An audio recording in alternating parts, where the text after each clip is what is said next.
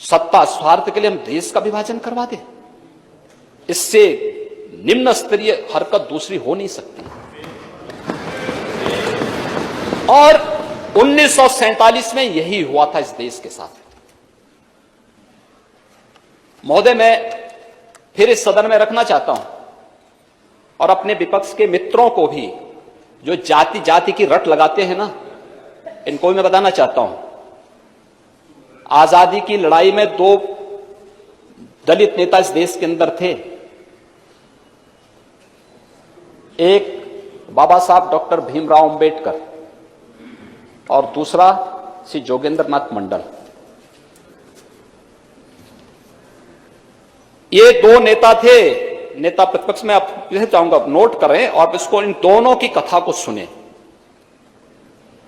क्योंकि उम्र के साथ आपको प्रवचन सुनने का अभ्यास हो रहा है। मुझे बहुत अच्छा लगा है और एक अच्छी शुरुआत है। प्रवचन सुनता भी ठीक से हूं। नहीं, मैं आपके पूरे भाषण के दौरान बैठा रहा, और मैं इसलिए बैठा रहा कि भाई एक तो आप बलिया के हैं और बीच में कहीं ऐसा ना हो कि हमारे यहां से सुरेंद्र सिंह उठ खड़े हो जाएं, तो इसलिए मैंने कहा मैं स्वयं ही यहां बैठे रहता हूं। तो मैं इसलिए बैठा रहा कि नहीं, मैं पिछली बार नहीं बैठ पाया था, इसलिए इस बार मैं स्वयं ही आपके लिए बैठूंगा। लेकिन हमें इन चीजों को जानना पड़ेगा।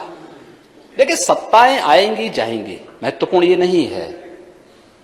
महत्वपूर्ण देश है। इस देश से बढ़कर कुछ नहीं हो सकता हमारे लिए, कुछ नहीं हो सकता है। और इसलिए इन 2 नेताओं की कथा को हर भारतवासी को सुनना चाहिए और तब सीए पर अपना जवाब भी तलाशना चाहिए। 1946 में जब नेशनल असेंबली के इलेक्शन हो रहे थे, तो कांग्रेस ने बाबा साहब भीमराव अंबेडकर को मुंबई सीट से हरवा दिया था। बाबा साहब भीमराव अंबेडकर हारे, तब बाबा साहब भीमराव अंबेडकर को कोलकाता से अपनी सीट छोड़ने वाले कोई नेता थे 1946 में, तो वह थे जोगेंद्र नाथ मंडल। 1940 के दशक में देश के अंदर दलितों, वंचितों और केवल देश ही नहीं, दुनिया की ये आवाज बने थे दोनों नेता। लेकिन 1946 में एक तरफ बाबा साहब भीमराव अंबेडकर को प्रलोभन दिए जा रहे थे। किसने नहीं दिया? जिन्ना ने दिया, हैदराबाद के निजाम ने दिया, जूनागढ़ के नवाब ने दिया। लेकिन बाबा साहब भीमराव अंबेडकर, उन्होंने कभी अपने मुद्दे से टस से मस नहीं हुए। उन्होंने कहा था कि मैं जानता हूं कि भारत के दलितों और वंचितों का हित कहां सुरक्षित है। ये बाबा साहब भीमराव अंबेडकर ने कहा था, और उन्होंने पाकिस्तान बनाने का विरोध किया था। बाबा साहब भीमराव अंबेडकर पाकिस्तान बनाने का विरोध किए थे, पुरजोर विरोध किया था। लेकिन जोगेंद्र नाथ मंडल जिन्ना के बहकावे में आ गए, देश विभाजन का समर्थन कर दिए, पाकिस्तान चले गए। बाबा साहब भीमराव अंबेडकर आजाद भारत में भारत के कानून मंत्री बनते हैं। जोगेंद्र नाथ मंडल पाकिस्तान के कानून मंत्री बन जाते हैं। बाबा साहब भीमराव अंबेडकर भारत के संविधान के शिल्पी बने, और 1950 आते आते श्री जोगेंद्र नाथ मंडल पाकिस्तान में दलितों पर, हिंदुओं पर, सिखों पर होने वाले अत्याचार से इतने व्यथित हो गए कि महोदय, अक्टूबर 1950 को वे वापस भारत भाग के आ गए और कोलकाता में आकर के एक शरणार्थी का जीवन यापन करने लग गए। 1950 से लेकर के 1966 तक जोगेंद्र नाथ मंडल गुमनाम जीवन जिए भारत के अंदर, और अंत में उनकी गुमनाम मौत हो गई। कोई जोगेंद्र नाथ मंडल के बारे में वर्तमान की कोई पीढ़ी नहीं जानती होगी, कोई नहीं जानती।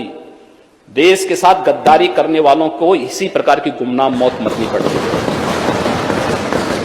और दूसरी तरफ बाबा साहब डॉक्टर भीमराव अंबेडकर है, भारत के संविधान के शिल्पी बने। भारत के अंदर किसी भी राष्ट्रीय नेता के इतने स्मारक और इतने स्थल नहीं होंगे। प्रधानमंत्री मोदी जी ने बाबा साहब भीमराव अंबेडकर से जुड़े हुए 5 स्थानों को पंच तीर्थ के रूप में भी विकसित कर दिया। मऊ छावनी, मध्य प्रदेश, जहां उनका जन्म हुआ, भव्य स्मारक बना है बाबा साहब का। इंग्लैंड में रहकर के, जिस भवन में रहकर के उन्होंने उच्च शिक्षा अर्जित की, भारत सरकार और महाराष्ट्र की भारतीय जनता पार्टी की तत्कालीन सरकार ने उस भवन को खरीदा।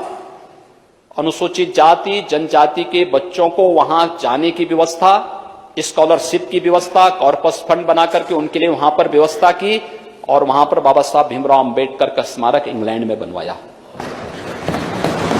दिल्ली में जिस भवन में रहकर के उन्होंने सार्वजनिक जीवन अपना जिया, वहां पर एक इंटरनेशनल अंबेडकर स्मारक, वहां पर भी भव्य स्मारक बना है। कभी जाकर के देखें लोग, इनकी आंखें चौधिया जाएंगी।